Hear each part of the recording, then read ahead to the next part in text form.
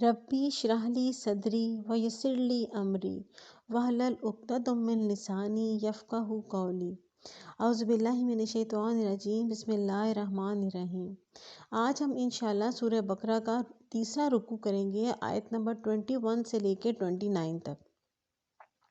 یہ جو رکوع ہے یہ اللہ تعالیٰ اس میں اپنی توحید بیان کر رہا ہے، اور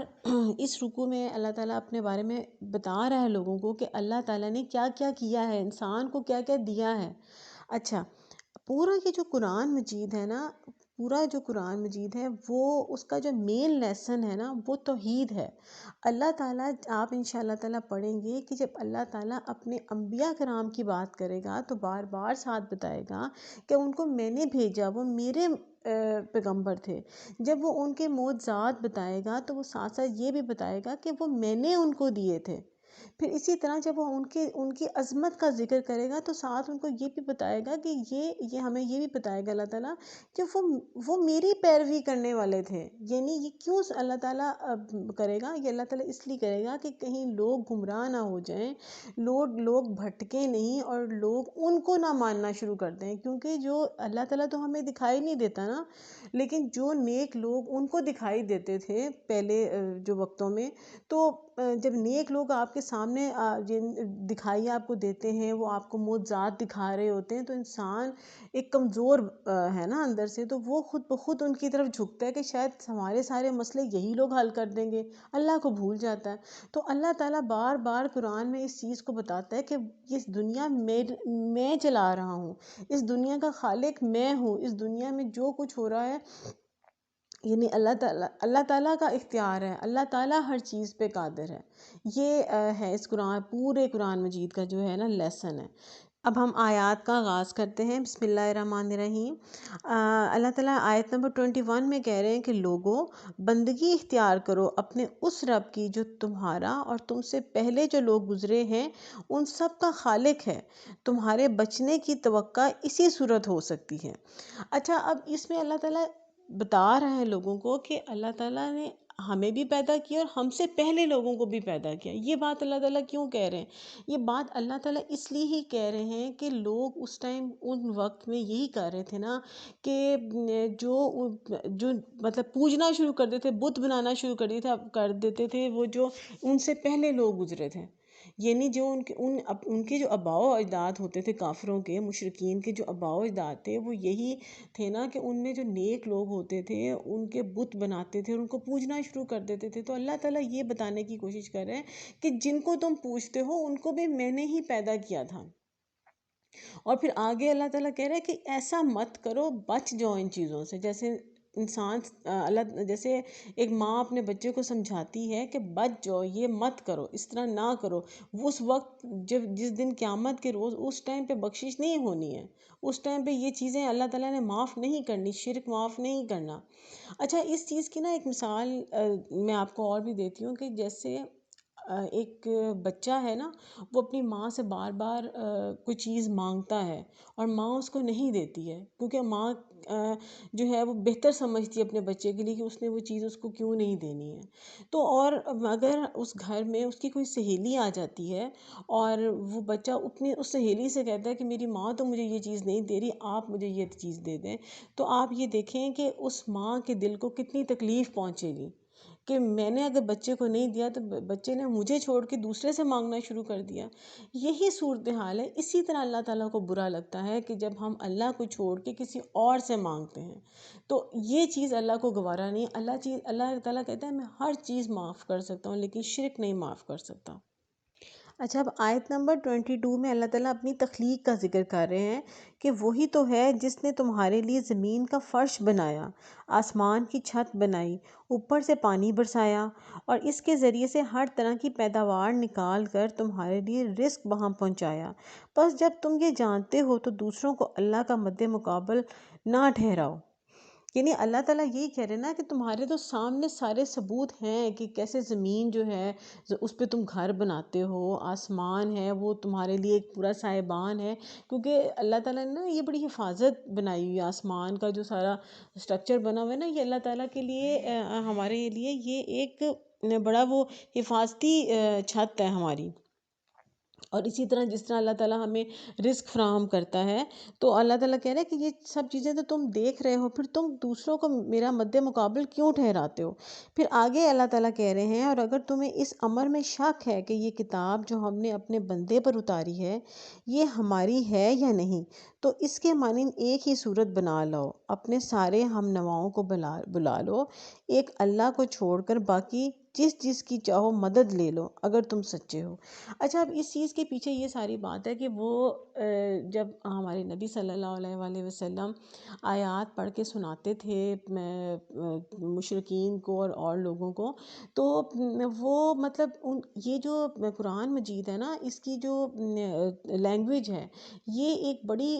اس کا جو اسلوب ہے نا، وہ اس طریقے سے کہ عام بندہ نہیں لکھ سکتا، ایسا شاعرانہ انداز ہے اس کا کہ وہ پہلے یہ ہمارے نبی صلی اللہ علیہ وآلہ وسلم پر یہ بہتان بھی لگاتے تھے کہ یہ تو شعر کہتا ہے، یہ تو شاعری کرتا ہے، تو یہ تو کوئی بھی کر لے گا، اس طرح کی باتیں وہ کرتے تھے نا۔ تو اس لیے اللہ تعالیٰ نے کہا اگر تم بھی ایک ایسی صورت بنا کے لا سکتے ہو تو لے آؤ، لیکن یہ چیزیں، یہ صورت بنانا ان کے بس کی بات نہیں تھی کہ اس طرح کی لینگویج جو تھی وہ بیان نہیں کر سکتے تھے۔ اور دوسری یہ چیز تھی کہ اس قرآن، یہ جو صورت جس میں وہ جو بات کرتے تھے نا اللہ میاں، ویسی بات ایک عام بندہ نہیں کر سکتا۔ یہ نہیں کہ انہوں نے کوشش نہیں کی تھی، انہوں نے بہت کوشش کی تھی، اور اس کے بعد بھی ہمارے نبی صلی اللہ علیہ وآلہ وسلم کے اس دنیا کے جانے کے بعد بھی اس دور میں بڑی کوششیں ہوئی ہیں کہ یہ اس طرح کی کوئی چیز نکالی جائے، لیکن وہ کامیاب نہیں ہوئے تھے، کیونکہ اللہ تعالیٰ نے کا جو یہ قرآن ہے یہ ایک معجزہ ہے جس کی حفاظت جو ہے وہ اللہ تعالیٰ نے خود کرنی ہے، اور اس جیسی چیز کوئی تخلیق نہیں کر سکتا۔ تو پھر اللہ تعالیٰ یہ کہتے کہ تم مجھے چھوڑ کے جس کو چاہو بلا لو، اور اگر تمہیں یہ لگتا ہے کہ یہ چیز، اس چیز پہ تمہیں شک ہے، تو تم اس ایسی صورت بنا لو خود۔ اچھا، اب آیت نمبر 24 میں اللہ تعالیٰ ان کو وارننگ دے رہا ہے کافروں کو کہ تو یہ کام کر کے دکھاؤ، یعنی اس جیسی کوئی صورت بنا کے لا کے دکھاؤ، لیکن اگر تم نے ایسا نہ کیا اور یقیناً کبھی نہیں کر سکتے تو ڈرو اس آگ سے جس کا ایندھن بنیں گے انسان اور پتھر، جو مہیا کی گئی ہے منکرین حق کے لیے۔ اچھا، اب اللہ تعالیٰ کہہ رہے ہیں کہ یہ تو یقیناً تم ایسا کام نہیں کر سکو گے، تو چونکہ جب نہیں کر سکو گے تو پھر ڈرو اس دن سے جب آگ میں ڈالے جائیں گے لوگ اور اس کے ایندھن بنیں گے انسان اور پتھر۔ اچھا، یہ پتھر کیا چیز ہے؟ یہ پتھر ان بتوں کو کہا جا رہا ہے جو اللہ تعالیٰ کہہ رہے ہیں وہ بھی آگ میں ڈالے گا، یہ اس سے تشبیہ ہے اس کی، کہ جس کو یہ پوچھتے ہیں اللہ تعالیٰ ان کو بھی اس آگ میں ڈالے گا، تاکہ وہ لوگ دیکھیں گے کہ ہم جس کی عبادت کرتے تھے وہ تو خود جل رہے ہیں اس چیز کے اندر۔ پھر آگے اللہ تعالیٰ جو ہے وہ اب ان لوگوں کے لیے خوشخبری دے رہے ہیں جو پکے ایمان والے ہیں، جو نیک لوگ ہوں گے، جن سے اللہ تعالیٰ راضی ہوگا۔ پھر اللہ تعالیٰ ان کے لیے بات کریں کہ اور اے پیغمبر صلی اللہ علیہ وآلہ وسلم، جو لوگ اس کتاب پر ایمان لے آئیں اور اس کے مطابق اپنے عمل درست کر لیں، انہیں خوشخبری دے دو کہ ان کے لیے ایسے باغ ہیں جن کے نیچے نہریں بہتی ہوں گی، ان باغوں کے پھل صورت میں دنیا کے پھلوں سے ملتے جلتے ہوں گے۔ جب کوئی پھل انہیں کھانے کو دیا جائے گا تو وہ کہیں گے کہ ایسے ہی پھل اس سے پہلے دنیا میں ہم کو دیے جاتے تھے۔ ان کے لیے وہاں پاکیزہ بیویاں ہوں گی اور وہاں وہ ہمیشہ رہیں گے۔ اچھا، یہ جو پھل والی بات ہے نا، اس میں یہ ہے کہ اللہ تعالیٰ کہہ رہے ہیں ملتے جلتے شکل کے پھل جو ہیں وہ دیے جائیں گے۔ ذائقے جو ہوں گے نا، وہاں پہ ذائقے بہت بہت اچھے ہوں گے دنیا کی بنسبت، لیکن ان کی شکلیں ملتی جلتی ہوں گی، تاکہ لوگوں کے سامنے جب وہ پیش کیے جائیں گے تو وہ کہیں گے یہ تو ہم نے پہلے بھی دیکھے ہوئے ہیں۔ یہ اللہ تعالیٰ بیان کرنے کی کوشش کر رہے ہیں اس میں۔ اچھا، اب آیت نمبر 26 کے اندر نا اللہ تعالیٰ، میں اسی جو آیت نمبر 26 ہے نا، اس کو پہلے تھوڑا سا ایکسپلین کر دیتی ہوں، پھر اس کی جو ٹرانسلیشن ہے وہ میں بعد میں اس کو آپ کو پڑھاتی ہوں۔ تو آیت نمبر 26 کے اندر جو بات ہو رہی ہے نا، اس کے پیچھے اصل میں پس منظر یہ تھا کہ اللہ تعالیٰ نے نا ایک آیت کے اندر مکھی اور مکڑی کا ذکر کر دیا تھا۔ تو چونکہ انہوں نے کوئی بات نہیں ماننی ہوتی تھی، کافروں نے اور یہودیوں نے جب کوئی بات نہیں ماننی ہوتی تھی نا، تو پھر وہ بلا وجہ نقص نکالتے تھے اس چیز کے اندر سے کہ لو جی اللہ تعالیٰ جو ہیں، اللہ تعالیٰ تو کہتے ہیں کہ یہ اللہ تعالیٰ کی کتاب ہے، تو پھر اس کے اندر ایسی حقیر چیزوں کا ذکر ہو رہا ہے، یہ تو پھر اللہ تعالیٰ کا کلام نہیں ہو سکتا۔ اس طرح کی وہ جو ہے نا باتیں کرتے تھے، جس کے جواب میں پھر اللہ تعالیٰ نے یہ آیت نازل کی، اور اللہ تعالیٰ نے کہا کہ ہاں، اللہ اس سے ہرگز نہیں شرماتا کہ مچھر یا اس سے بھی حقیر تر کسی چیز کی مثالیں دے، تمثیلیں دے، یعنی مثالیں دے۔ اب جو ذکر ہوا تھا نا وہ مکھی کا ہوا تھا، مکھی اور مکڑی، تو اس کے حوالے سے اللہ تعالیٰ یہ بات بتا رہے ہیں کہ اللہ تعالیٰ چاہے مچھر کا ذکر بھی کر دیتا ہے، یعنی مچھر اور بھی چھوٹی چیز ہے نا، مکھی تو پھر بڑی تھی، تو اللہ تعالیٰ کہتا ہے کہ اللہ تعالیٰ نے مزید اس بات کو ایکسپلین کرنے کے لیے نا، کہ اللہ تعالیٰ کا مقصد تھا کہ اللہ تعالیٰ مچھر کا بھی ذکر کر سکتا ہے، تو اللہ تعالیٰ اس چیز سے ہرگز نہیں شرماتا کہ وہ مچھر یا اس سے بھی حقیر تر کسی چیز کی مثالیں دے۔ جو لوگ حق بات کو قبول کرنے والے ہیں، وہ انہی مثالوں کو دیکھ کر جان لیتے ہیں کہ یہ حق ہے جو ان کے رب کی طرف سے آیا ہے، اور جو ماننے والے نہیں ہیں وہ انہیں سن کر کہنے لگتے ہیں کہ ایسی مثالیں اللہ کو کیا سروکار، یعنی ایسی مثال سے اللہ کا کیا تعلق، اللہ تعالیٰ ایسی مثال کیوں دے گا۔ اس طرح اللہ ایک ہی بات سے بہتوں کو گمراہی میں مبتلا کر دیتا ہے اور بہتوں کو راہ راست دکھا دیتا ہے۔ گمراہی میں وہی انہی کو مبتلا کرتا ہے جو فاسق ہیں۔ اچھا، سب سے پہلی بات تو یہ ہے کہ یہ جو گمراہی والی بات ہے نا، اس کا مطلب یہ ہے کہ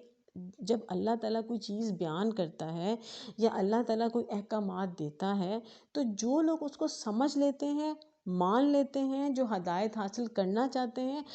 اور وہ اللہ تعالیٰ کی بات مان لیتے ہیں، تو ان کو اسی بات سے ہدایت مل جاتی ہے، انہیں اس میں سے نقص نظر نہیں آتے۔ لیکن جو ان چیزوں کا انکار کرتے ہیں اور جو ایسی باتیں کرتے ہیں، بس پھر انہیں گمراہی ملتی ہے، وہ گمراہی کا شکار ہو جاتے ہیں۔ تو یہ بات جو ہے وہ اللہ تعالیٰ جو ہے اس میں کہہ رہے ہیں، اور پھر اللہ تعالیٰ کہتے ہیں کہ گمراہی میں مبتلا وہی لوگ ہوتے ہیں جو فاسق ہوتے ہیں۔ میں نے پہلے بھی اس بات کو بتایا تھا کہ قرآن مجید میں نا یہ 4 قسم کے گروہوں کا ذکر ہے، کہ ایک مومن کون ہے، کافر کون ہے، منافق کون ہے، فاسق کون ہے۔ فاسق وہ لوگ ہوتے ہیں جو گناہ کھلے عام کرتے ہیں، جو گناہ کر کے شرمندہ نہیں ہوتے۔ جو منافق ہیں وہ تو اوپر سے کچھ اور اندر سے کچھ ہے نا، وہ تو اپنے آپ کو ظاہر ہی نہیں ہونے دیتے، لیکن جو فاسق ہوتے ہیں نا، وہ کھل کے گناہ کرتے ہیں اور کہتے ہیں کہ ہاں یہ ہماری مرضی ہے، ہماری زندگی ہے، ہم کریں تو کریں۔ یہ اس طرح کی بات ہے۔ جیسے آپ کو میں آج کے کل کی دنیا کی مثال دوں، مسلمانوں میں بھی فاسق لوگ موجود ہیں۔ یہ جو لوگ بہت زیادہ برائی میں مبتلا ہوتے ہیں، جو شراب کا کاروبار کرتے ہیں، اس طرح کے جوئے کے کاروبار کرتے ہیں، انہیں جب روکا جاتا ہے نا، تو انہیں نہیں لگتا کہ یہ کوئی برا کام کرے، انہیں پتہ بھی ہوگا کہ ہے یہ چیز منع، مسلمانوں کو سب پتہ ہے کہ یہ چیز منع ہے، یہ چیز نہیں کرنی، لیکن وہ چونکہ وہ ان گمراہی میں مبتلا ہو چکے ہوتے ہیں، ان کے جو ہے ہر چیز اللہ تعالیٰ نے ان کے دلوں پہ مہر لگا دی ہوتی ہے، تو پھر وہ کہتے ہیں کہ ہاں ہماری زندگی ہے، ہم کریں گے، ہمیں کوئی نہیں روک سکتا، اس طرح کی باتیں کرتے ہیں۔ تو یہ ایک الگ قسم ہے جو کھل کے گناہ کرتی ہے اور ڈرتی نہیں ہے اور شرمندہ نہیں ہوتی۔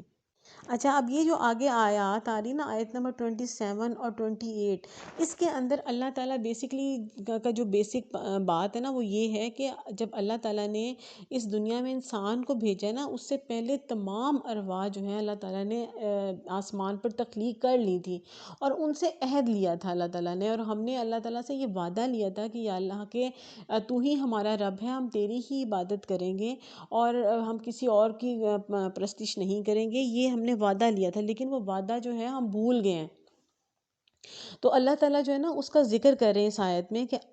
کہ جو وہ لوگ، یعنی جو اللہ کے عہد کو مضبوط باندھ لینے کے بعد توڑ دیتے ہیں، اللہ نے جسے جوڑنے کا حکم دیا ہے اسے کاٹتے ہیں اور زمین میں فساد برپا کرتے ہیں، حقیقت میں یہی لوگ نقصان اٹھانے والے ہیں۔ یہ جو بات اللہ تعالیٰ کہہ رہے ہیں نا کہ